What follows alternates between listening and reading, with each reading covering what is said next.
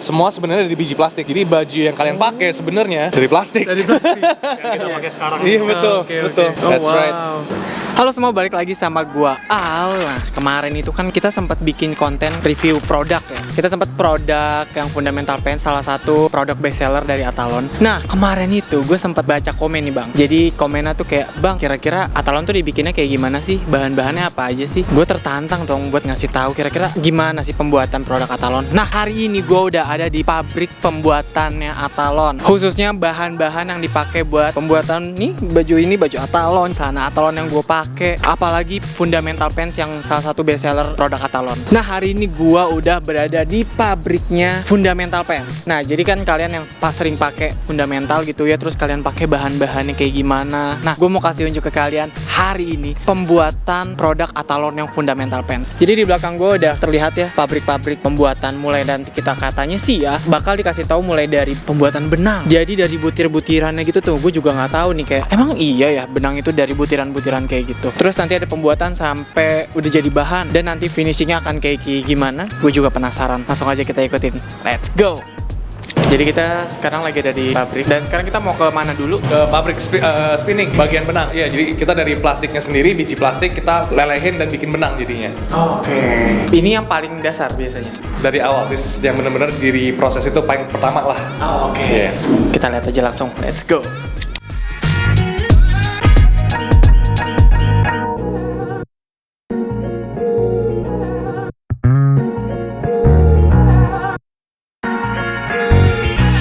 Jadi sekarang kita lagi ngeliat apanya nih bang? Solar farmnya. Farmnya. Ya, jadi di situ kita punya kapasitas 1,3 megawatt peak PLTS untuk kita proses produksi. Oke, dan pabriknya seluas ini ya? Ya, kita 25 hektaran. 25 hektar. Dan kita akan keliling-keliling pabriknya sampai pembuatan produknya gitu ya? Iya, benar. Oke, siap. Langsung aja lanjut, let's go. Dan sekarang ini kita udah ada di bagian spinning tadi katanya. Nah, bagian spinning ini pemilahan benang. Jadi benangnya mulai dilelehin karena di sini juga gue udah mencium bau-bau kebakar gitu loh. Jadi kayak plastiknya dilelehin untuk menjadi benang. Gue nggak tahu plastik atau bukan ya, gue takut salah ngomong. Coba nanti kita lihat aja langsung ke prosesnya. Oke, let's go.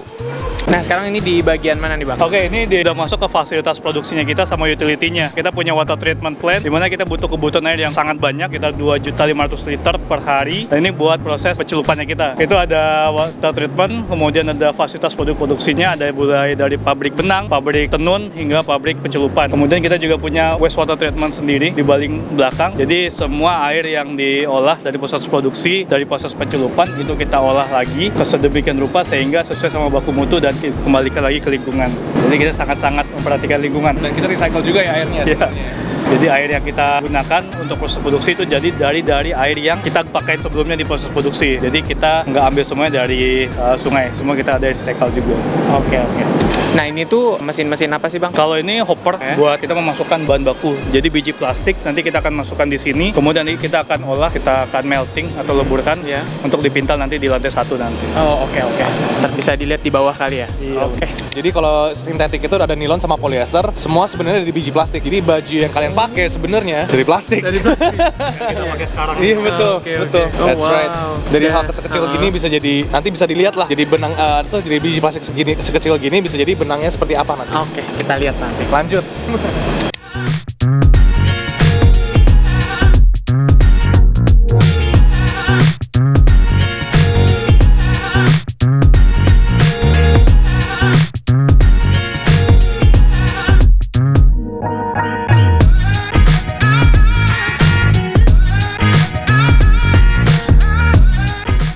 Tadi udah dari atas, di sini tuh udah mulai ke bagian apa sih mas? Jadi ini extrusion, jadi kita peleburan lah. Kita peleburin biji-biji plastik tadi yang kalian lihat, yang dari segi batch-nya banyak, kita masukin ke mesin ini, dan dari dia suhu 300 derajat melting. Dia bener-bener melt, biji plastiknya bener-bener seperti plastik, liquid plastik lah. Terus abis ini kita turun ke bawah, bisa dilihat akan menjadi seperti apa tuh biji plastiknya. Biji plastiknya akan jadi gimana? Betul. Kita lihat aja langsung ke bawah yuk, let's go. Tadi setelah biji plastiknya dilebur 300 derajat, kita ada pembentuknya sendiri. Jadi sebenarnya ini udah menjadi benang. Biji plastik ini udah menjadi benang, dan ini kita udah pakai proses heat dan adem, jadi dia kristalisasi lah menjadi benang tersebut. Sebelum nanti kita gulung di bawah. Oke, dari tadi yang Biji plastik. biji plastik, Yes. ini udah kelihatan bentuk-bentuk benangnya kayak gimana. Betul.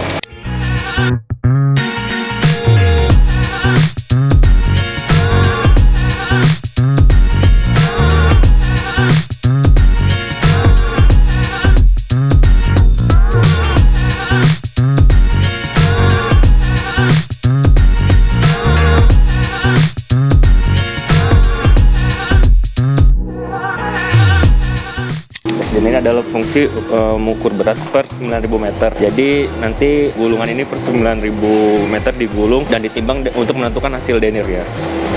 Ya kurang lebih gitu Pak.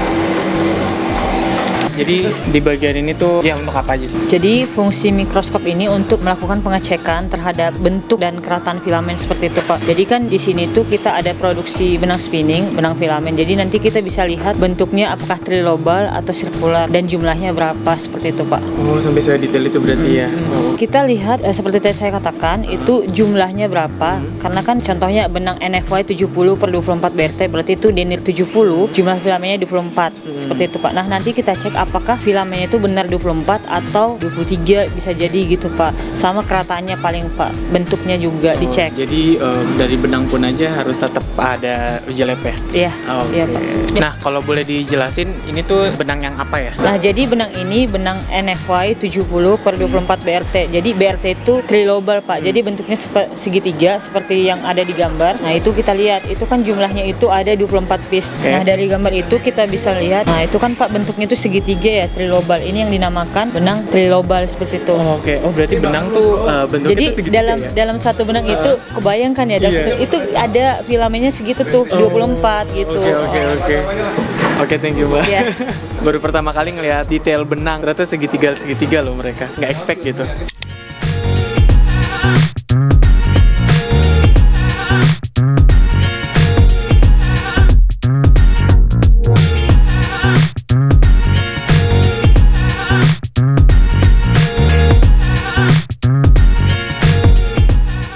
Mas, untuk sekarang ini lagi di bagian apa sih Mas? Iya, jadi ini proses texturizing. Jadi untuk benang setengah jadi kita olah menjadi benang jadi yang siap dipakai untuk di kain. Biasanya kalau bagian ini itu ada berapa kali bagian gitu? Oke, jadi di sini ada 5 bagian penting. Yang pertama ada penarikan, kemudian ada pemanasan, kemudian ada pendinginan, kemudian ada pemuntiran, setelah itu penggulungan atau kita sebutnya winding. Oke, dan sekarang ini lagi di bagian. Untuk yang terlihat ini bagian windingnya. Berarti belum sampai ke tahap akhir. Ini sudah tahap akhir, jadi ini benang udah siap dipakai. Oh, berarti tadi ya? Iya. Thank you Mas. Thank you, sama-sama. Tadi benangnya bentuknya kayak gitu, bundar besar dan licin. Dengan proses ini kita tambahin bulu di texturizing, jadi intinya benangnya bisa lebih bertekstur, berisi. Setelah ini kita lihat benang-benang ini gitu kita pakai untuk pertenunan dan perajutan nanti. Siap. Jadi kita mulai nggak tahu nih, kita naik ke atap gitu ya. Nanti akan dijelasin langsung deh karena gue juga nggak tahu ini bagian apa. Jadi kita nanti akan tanya ke orangnya langsung. Tapi udah jauh banget dia udah di depan. Oh, ini atap tenaga surya. Jadi untuk mengoperasikan mesin-mesin yang ada di bawah tadi bisa menggunakan tenaga surya ini guys. Lumayan untuk memperhemat ya biaya lain-lain. Gue ngomongnya udah kayak pengusaha aja.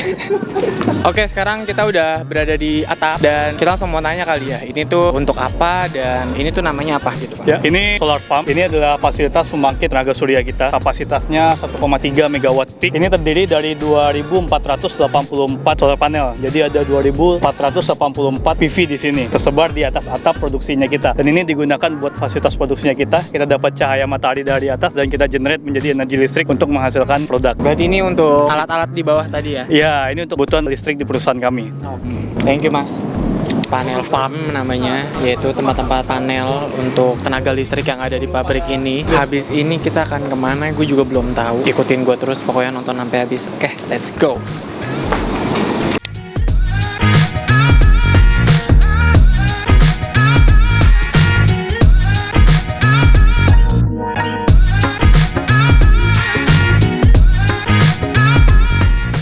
Nah, sekarang kita udah masuk ke bagian mana nih? Oke, ini proses namanya warping. Jadi tadi kita sudah melihat proses pembuatan benang ya. Nah, tadi benang-benang yang sudah kita produksi, kita gabungkan di sini. Jadi ada total 1000 benang, kita gabungkan menjadi satu buah beam. Nah, ini akan nanti diproses untuk melalui proses penenunan. Jadi sebelum ditenun, maka dia akan melalui proses ini dulu. Jadi 1000 benang digabungkan menjadi satu tempat gitu. Oh, oke. Dan Ya. ini udah yang paling final apa belum? Ini baru awalnya aja.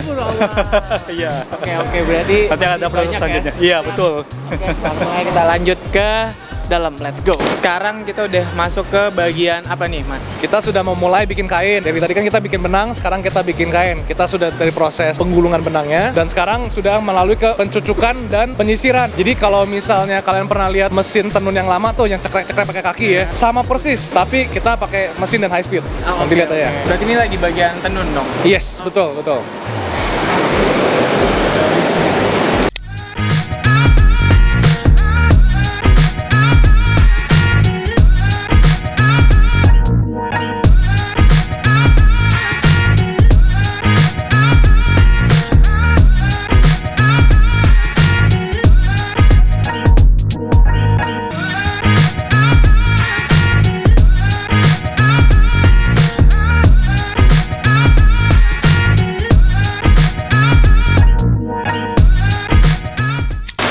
bagian apa Mas? Ini kayak bagian pertenunan. Jadi kan tadi kan udah digulung benangnya. Seperti yang tadi saya bilang, kalau yang zaman dahulu kala punya kan pakai kaki, ini udah pakai automated semua dan high speed.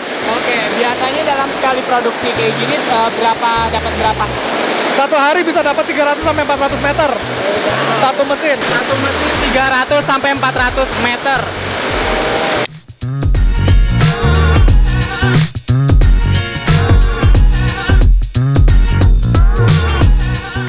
Jadi kita tadi udah dari bagian penenunan. Tadi kalian bisa lihat mesinnya cepet banget. Gila keren banget sih, kayak gue pertama kali main-main ke pabrik kayak gini. Dan sekarang masih ke bagian penenunan. Cuman yang udah mulai detail. Jadi udah mulai kainnya udah lebih tebel, terus juga udah mulai finishing kayaknya. Jadi tadi kita udah muter-muter pabriknya ya kan, mulai dari pembuatan benang sampai udah jadi kain. Dan sekarang kita udah berada di laboratoriumnya. Nah di sini tuh yang dari tadi gue lihat ya, ada satu alat yang menarik mata gue. Ini tuh banyak banget warna di sini. Kayaknya ini untuk pemilihan warna, tapi gue belum tahu juga. Nanti langsung kita tanya aja ke orang lab, kira-kira di lab ini untuk apa dan mereka tuh ngapain aja sih di sini. Langsung aja kita tanya. Sekarang gue udah bersama sama orang lab. Halo Kak, dengan Kak siapa? Indri. Kak Indri. Ya. Nah Kak Indri, di lab ini tuh biasanya ngapain aja sih? Kita masukin resep mulai dari cari tabung, bikin larutan, sama masukin ke komputer, lalu dia pipet sendiri Kak di sini. Oh, jadi ini untuk otomatis. warna gitu ya? Ya. Oh, oke. Selain itu juga di sini ada apa lagi sih selain untuk warna? Di sini mah cuma celup warna aja. Oh, di sini warna aja. Iya. Oh, oke. Berarti kalau untuk tekstur itu bukan di sini lagi. Bukan. Oh, berarti di sini untuk warna aja. Oke, Kak, thank you ya. Ini sebenarnya zat warna itu dari bubuk, jadi kita campurin dengan airnya juga, nanti keluarlah warna-warna kayak gini. Sebenarnya beda-beda semua, jadi ada warna kuning, merah, sama biru. Jadi memang tadi dasar warna itu memang kuning, merah, biru, dan kita tembakin semua warna. Hitam pun juga sebenarnya dari 3 warna tersebut, dan untuk warna-warna tertentu kita kombinasikan lagi ulang dengan 3 basic warna itulah. Jadi makanya di dispenser kalau kalian lihat pasti ada yellow, red, blue. Oke. Nah, sekarang kita udah mulai masuk ke tahap berikutnya. Gue belum tahu ini tahap apa, tapi gue bakal tanya kira-kira ini tuh tahap apa, gunanya untuk apa gitu. Oke Mas, sekarang kita udah masuk ke proses apa sih? Ini proses pencelupan atau proses pewarnaan, yaitu yang sebelumnya kain grey yang berwarna putih, kita langsung masuk ke mesin jet dyeing untuk dilakukan proses pewarnaan. Dari tadi habis dari lab, udah pemilihan warna, baru diwarnainnya di sini. Ya, betul. Thank you Mas. Oke Mas, langsung dijelasin aja sekarang udah masuk ke proses apa? Baik, setelah proses pencelupan atau pewarnaan, kita ada yang namanya proses penyempurnaan kain. Dan ini sedang proses WR atau water repellent. Oke Mas, biasanya kalau seandainya untuk pewarnaan itu sempurnanya gitu, warnanya biasanya dilakukan berapa lama? Tergantung dari temperatur. Oke. Kita biasanya pakai dari 180 sampai 190. Untuk mendapatkan warna yang sempurna gitu? Iya, betul. Thank you Mas. Baik, ini water repellent ya. Jadi anti air, jadi seperti daun talas. Oke.